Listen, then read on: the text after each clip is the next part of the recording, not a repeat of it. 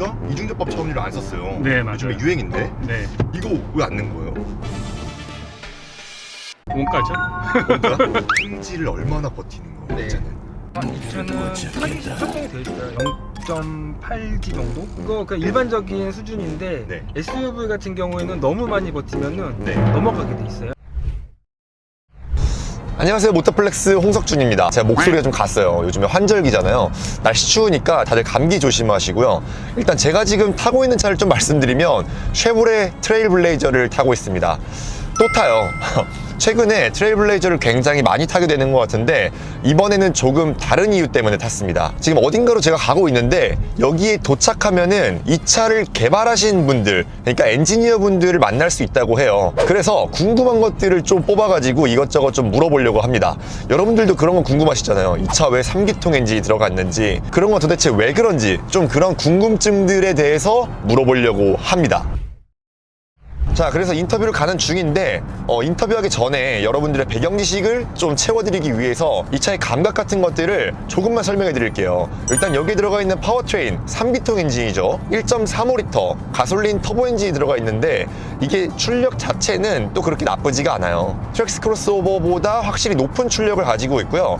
최고 출력은 156마력을 발휘합니다. 최대 토크도 24.1kgm를 발휘를 하고요. 이게 일반적으로 몰기에는 절대 부족한 수치가 아니에요. 지금 이렇게 고속도로를 달리고 있는 와중에도 가속 페달 밟았을 때 속도를 높여나가는 과정이 굉장히 매끄럽고 부드러우면서 또 펀치력도 적당히 느껴집니다. 이거 봐봐요. 이게 3기통 엔진이지만 이 출력 부족에 대한 걱정은 전혀 하실 필요가 없어요. 근데 다만 이게 3기통 엔진이다 보니까 그 진동이나 소음에 약간 취약할 수밖에 없거든요. 이렇게 속도를 높였을 때는 전혀 느껴지지 않는 부분인데 시동을 처음 걸었거나 저속으로 운행할 때는 어느 정도의 진동이 느껴지는 부분은 분명히 있어요. 그리고 승차감도 기본적으로는 부드러운 세팅으로 돼 있어가지고 온 가족이 편안하게 타기에 딱 좋습니다. 근데 쉐보레 차들이 항상 그렇지만 이 부드러움 속에 차를 잘 받쳐주는 세팅을 진짜 절묘하게 잘 해놓거든요. 이 트레일블레이저도 딱 그런 세팅을 잘 맞춰놨어요. 노면의 요철들은 딱 거슬리지 않게 잘 정돈을 해놨으면서 이렇게 달려나가는 와중에 불안한 요소를 만들어내지 않는 주행 감각을 만들어내주거든요. 이런 부분들은 언제나 칭찬할 만한 요소예요. 근데 제가 이 트레일블레이저를 여러 번 타면서 항상 느끼는 거지만 이 주행 품질 전반적인 감각에 대해서만큼은 트랙스보다 전반적으로 한 단계 위에 있어요. 그리고 오늘 새삼 느끼는 건데 트레일블레이저를 다시 타보니까 트랙스보다 이 실내의 크기, 개방감 같은 것들도 월등히 뛰어난 것 같고요. 지금 특히 제 머리 위에 이 머리 공간 보이세요? 와, 이렇게 많이 남는 차가 진짜 드물거든요. 제가 앉은 키가 굉장히 크잖아요. 근데 이렇게 머리 공간 많이 남아있는 거 소형 SUV에서는 되게 기대하기 힘든 정도의 공간감을 전반적으로 보여주고 있어요. 그러니까 저는 이 트레일블레이저를 탈 때마다 항상 느끼는 건데 이 스펙적으로나 크기나 옵션 같은 것들로만 봤을 때 이 차의 매력이 딱 드러나지 않는 차 같아요. 실제로 타봐야지 이 차의 진가를 알 수 있다는 게 이 트레일블레이저만큼은 진짜예요. 자, 이제 이 정도면은 여러분들도 트레일블레이저에 대한 간단한 배경 지식이 좀 쌓였을 건데 이제 엔지니어 분들한테 가가지고 본격적으로 질문을 해보겠습니다.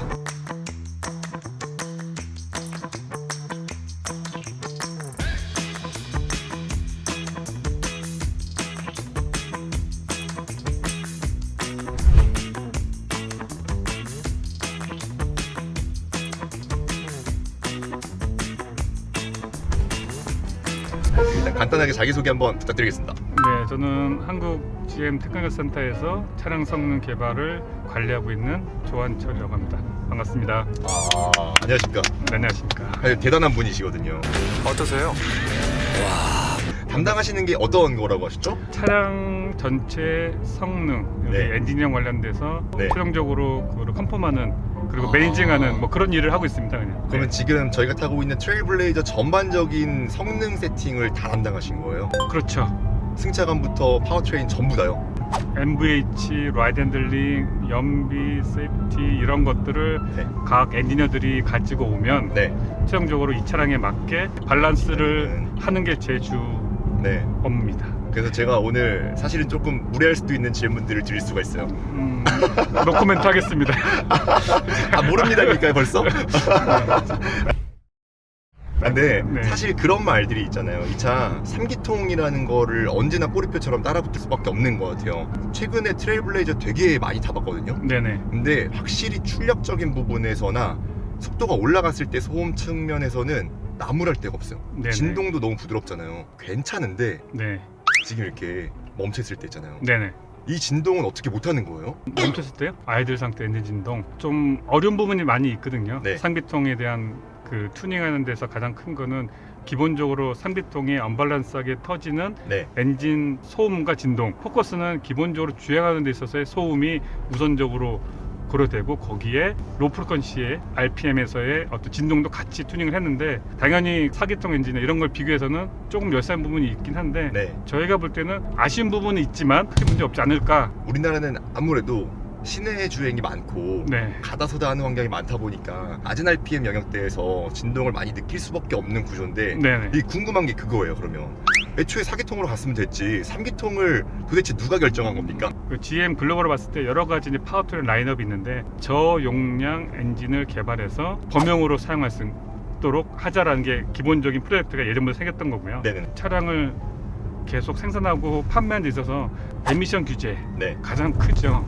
그것 때문에 못 팔고 전기차로 바꾸는 부분도 많이 있고 네. 환경 문제가 가장 크기 때문에 네. 효율이 좋아야 되고 연비가 좀 나와야 되고요. 그렇기 위해서는 엔진을 작게 만드는 게 가장 키포인트가 되는 거고 그러면 성능이 좋아야 되는 건데 네. 그러다 보니 연비, 에미션, 그 다음에 성능 거기에 플러스해서 나올 수 있는 엔진과 소음에 대한 것들도 다 튜닝을 해서 최적화했다라고 보시면 되죠. 전반적으로 사실 나무랄 데는 없어요. 제가 말씀드리는 거는 사실 억지로 끄집어내는 부분도 분명히 있거든요. 요즘에는 차들이 너무 다 상향 평준화돼가지고 맞습니다. 진동이 막 진짜 네. 못할 정도로 거슬린다 이건 아니니까 네네. 괜찮은데 이게 아까 여쭤보니까 이 아키텍처 자체가 네. 3기통 엔진을 포함해가지고 개발했던 배경이 있기 때문에 네, 그 진동 감소에도 다 고려를 했던 거라고 하더라고요. 그렇죠. 어떤 부분에서 3기통 엔진의 진동을 잡으려고 노력한 부분들이 자랑할 만한 기술적인 부분들. 가장 큰 거는 엔진에 있어서 3기통이라고 하면 밸런스가 안 맞으니까 엔진에다 밸런스 샵들을 넣은 거예요. 그로 인해서 생기는 부가적인 그 뒤틀리거나 네네. 당연히 이제 엔진의 보강이 들어간 거죠. 각 엔진 마운트에 대한 경로, 마운트 시스템에 대한 튜닝의 최적화 이 부분도 굉장히 중요한 부분이고요. 경로를 타고 들어오는 그 진동 소음이 있고 네. 에어본이라고 해서 엔진에서 발생하는 노이즈 어떤 치는 듯한 소리가 추가되는 부분 실링과 인슐레이션을 추가하고요. 네. 엔진 자체에도 그 부분을 갖다가 흡참제로 어느 정도 보강할 수 있는 부분 보강하고 이거는 순전히 돈인데 맞아요. 이거 정말 많이 발라놓은 게 느껴지거든요. 흔한 예로 뭐 대시 인슐레이션이 가장 크게 차지하는 부분이고 올릴 수 있는 최대한의 맥시멈까지 트랙스나 트래블레이저를 올렸다. 원가 생각 안 하고 최대한 돈을 발랐다는 거죠. 저는 궁금한 게 뭐냐면 그러면 흡차음제를 이렇게 많이 썼을 정도면은 네. 창문을 통해서 들어오는 소음은 좀 있더라고요. 네. 보니까 이중접합 차음유를 안 썼어요. 네, 맞아요. 요즘에 유행인데 네, 이거 왜 안 넣은 거예요? 원가죠. 그러니까 이게 많이 차이나요? 이중접합 쓰는 게? 아시는 것처럼 프론트는 라미네이티드 윈드실드라고 해서 네. 흡차음제가 글라스 들어가 있고요. 여기 말씀하시는 거죠? 그렇죠. 사이드 측면에서 당연히 영향이 있죠. 그렇지만 두께가 작지는 않기 때문에 네. 나름대로 경쟁력 있게 옵티마이즈 했다 하면 좋죠. 당연히 원가 상승이 있고 밸런스 측면에서 빠졌다. 승차감 쪽으로 이제 네. 얘기를 좀 돌려보면 승차감에서도 당연히 얻는 게 있으면 잃는 게 있고 이런 거잖아요. 네. 요즘에 항상 화두가 토션빔 얘기가 나올 수밖에 없어요. 이 차는 토션빔 들어갔잖아요. 네. 토션빔의 제일 큰 단점이 뭐였어요? 내부적으로는 아무래도 이거는 단가 때문에 넣었을 측면이 큰 거잖아요. 비용적 측면인 거죠, 당연히. 솔직히 구조 같은 거 떼놓고 보면은 구분 안 되거든요. 되게 세팅을 잘했어요. 가장 주안점을 줬던 게 어떤 부분이었었어요? 우리가 그 바디 스트럭처는 할 때 네. 기본적인 시뮬레이션을 통해 가지고 기본 모델을 가지고 네. 여러 가지 모드로 갖다 시뮬레이션을 하거든요. 네. 굳이 멀티링크 비싼 거 패키지 안 나오는 거 이거를 써서 할 필요가 없겠다. 그렇게 시뮬 통해서 최적화를 한 거죠. 저 항상 이 쉐보레 차 타면서 느끼는 게 부드러움이 있는데 되게 차체를 잘 버텨내요. 네. 모든 움직임에서. 맞습니다. 어떠세요? 이게 어떤 미국에서 본사에서 내려오는 지침이 있는 거예요? 아니면 내부적으로 따로 세팅을 해나가는 거예요? 기본적으로 GM에서 생각하는 아키텍처가 있고요. 네. 요구한 리퀘어먼트가 네. 거기에 살을 어떻게 붙에 따라서 어떤 모습을 가지고 형상화되잖아요. 네. 뼈대를 갖다가 굉장히 튼튼하지만 강하게 만들기 위해서 시뮬레이션을 통해 가지고 작지만 강하고 리지드한 바디를 만들어내는 승차감이 이렇게 좋게 느껴지게 하는 비결이 그러니까 차체가 단단한 데서 온다는 말씀이신 거예요? 기본적인 스트럭처에 나온 데서는 이제 그 노이즈도 같이 영향을 주거든요. 스트럭처 부분에서 스트럭처의 기본은 핸들링 라이드 이쪽 부분에 영향을 주는 부분이고 네. 기본 바디 스트럭처를 세팅을 해놓은 상태에다가 그 살을 붙이는 작업. 그 살은 뭐냐면 이제 국내 소비자 네. 또는 우리가 그 비익 앙코란 이런 데들은 다르게 국내 수출하고 있는 것들은 네. 좀 다른 튜닝을 우리는 좀 더 슬립하고 부드럽고 컴포트한 쪽으로. 네. 왜 우리 소비자들은 출렁출렁거리기보다는 약간 리지드하게 잡아주는 유럽 네. 스타일의 이런 거를 좀 선호하는 쪽으로 바뀌고 있거든요. 예전에는 안 그랬는데 네네네. 부드럽고 어느 정도 프릭션을 잡아주면서 네. 저속과 고속의 좀 차이를 느끼게 같은 아키텍처이지만 그쪽 니즈에 맞춰서 튜닝을 달리하고 그게 상품적이랑 그 승차감과 다 포함되는 부분으로 나오거든요. 그러면은 하체 세팅할 때 그 요청 사항이 있다 그러는데 기본적인 가이드라인이 있는 거잖아요. 네. 그럼 이게 어떤 걸로 풀어지는 거예요? 수치적으로 만약에 횡지를 얼마나 버텨야 된다 이런 요구 사항들인 거예요. 그렇죠. 아 그러면은 기본적인 요구 사항이 높아요. 높죠. 기본 프로시저를 보면 사이드, 그다음에 하이트, 그다음에 뭐 거기에 가장 기본 세이프티지만 네. 그런 부분들을 다 종합해서 어느 부위 하나를 갖다가 부각시켜서 했다가는 다른 쪽 부위가 약해지니까 네. 거기에 플러스 매스 밸런스까지 네. 이거를 종합적으로 우리가 시뮬레이션을 시작해가지고 그거를 현실화하고 실제 물건을 만드는 거는 기술이고 그 다음에 튜닝이 들어가는 거죠. 그럼 이 친구는 네. 횡지를 얼마나 버텨요? 수치는 정확하게 네. 그거는 우리 앞에 있는 그 라이덴들링 친구가 알지 모르겠는데 정확한 숫자는 네. 그럼 여기서부터는 다른 엔지니어분께 네. 더 깊이 여쭤보겠습니다. 알겠습니다. 여기까지 감사합니다. 고맙습니다. 예, 안녕하세요. 한국GM 기술연구소 현진우라고 합니다. 아 벌써 자기소개를 하시는 거예요? 방송에 최적화되신 분이었네요. 아, 그런 건가요? 근데 외모도 네. 되게 뭔가 뭘 꾸미고 오신 거죠? 예? 저기 세수하고 면도를 좀 열심히 했어요. 아까 들어보니까 라이드 핸들링 부분에서 네. 세팅을 하신다고 들었어요. 네네. 네, 라이드 핸들링 쪽에서는 뭐 GM에서 최고라고 하시더라고요. 아유, 과찬이십니다. 아까 얘기를 하다가 만 게 뭐냐면은 GM에서 오는 가이드라인이 있다면서요. 네. 횡지를 얼마나 버티는 거예요? 네. 이 차는 타겟이 설정이 되어 있어요. 0.8G 정도? 그거 그러니까 일반적인 수준인데 네. SUV 같은 경우에는 너무 많이 버티면은 네. 넘어가게 돼 있어요. 아 0.8G를 넘어가면은 슬립이 일어나게 만드는 거죠. 오히려. 그죠, 그죠. 타이어의 한계를 거기로 두는 거죠. 제가 최근에 트레일블레이저를 되게 많이 타는데 네. 와인딩에서 재미가 느껴져요. 아, 예. 이게 그 미끄러지는 강도 같은 것들도 다 세팅을 하시는 거예요, 그러면? 그럼 횡지를 받았을 때 앞바퀴가 얼마나 미끄러지냐, 네. 뒷바퀴가 얼마나 미끄러지냐 이런 것도 다 제한을 두고 있어요. 횡지를 옆으로 얼마나 받았을 때 얼마 버티냐 요 한 가지 항목만 있는 건 아니고요. 꺾었을 때 얼마나 민첩하게 레터럴 액셀러레이션을 발생시킬 수 있느냐, 네. 흔들흔들 하면 안 돼요. 견고하게 롤을 빨리 하고 수렴할 수 있느냐, 네. 뭐 이런 것까지도 다 평가를 하기 때문에 와인딩을 하셔도 저희는 정확하게 원하는 드라이버가 원하는 패스를 따라갈 수 있도록 수령할 수 있도록 개발을 하는 거죠. 그러면 약간 다이나믹한 주행을 즐거운 주행을 할 수 있게 세팅을 하셨던 거네요, 애초에. 그럼요. 그래서 부시, 타이어, 조향, 서스펜션 네. 이런 것들이 다 어우러져서 그런 느낌이 나올 수 있도록 저희가 타겟팅을 하고 육성을 하는 겁니다. 저 이런 거 되게 신기해요. 제가 하는 말이 이렇게 느껴지니까 말을 할 때가 있는데 엔지니어 분들이 그렇게 타겟팅을 해서 만들어낸 결과라는 게 여기서 지금 드러나는 거잖아요. 네. 그래서 와. 저도 유튜브나 뭐 기사 같은 거 읽어보면 깜짝깜짝 놀랄 때가 많아요. 다양한 차종을 다양한 방면으로 경험을 하시기 때문에 네. 훨씬 통찰력은 또 있으실 거라고 생각을 하거든요. 얇고 넓게 알아요. 다양한 경험하시기 때문에 뭐 그런 통찰력 있으실 거라고 네. 그런 느낌이 들더라고요. 이렇게 네. 너무 말씀하시는 게 내가 생각했던 거랑 너무 부합돼서 이렇게 말씀하시니까. 감사합니다. 그러면은 네. 얘가 지금도 충분히 즐거운데 네. 세팅하면서 항상 엔지니어링은 트레이드 인아웃이 있잖아요. 더 다이나믹한 세팅으로 하고 싶었을지 아니면은 네. 좀 놓쳤던 부분이 있어요. 좀 이거는 더 넣고 싶었는데 못 넣었다 하는 성능적인 측면이 있을까요? 개인적인 측면에서요. 네. 저는 어느 정도 좀 만족을 했기 때문에 네. 이 사양을 낸 거고, 오. 제가 만약에 만족하지 않았다면 아마 이 사양을 내진 않았을 것 같습니다. 그래요? 예. 엔지니어가 완전히 만족해서 나온 차가 진짜 드문데. 라이드 핸들링 성능 같은 경우에는 네. 저는 약간 사람들한테 얘기할 때 조각가들한테 좀 비유를 많이 해요. 이 부분은 깎고 어두운 부분은 덧대고 하면서 종합적인 결과들이 나왔을 때 고객한테 인도할 수 있는 그런 게 되는 거거든요. 그러니까 되게 멋있는 것 같아요. 라이드 핸들링은 조각이다. 네. 트랙스랑 이 차랑 항상 비교를 하게 되잖아요. 네. 엄연히 트레일블레이저가 형님 차란 말이에요. 네. 타봤을 때 이 승차감 측면에서 특히 더 좋은 게 분명히 느껴지거든요.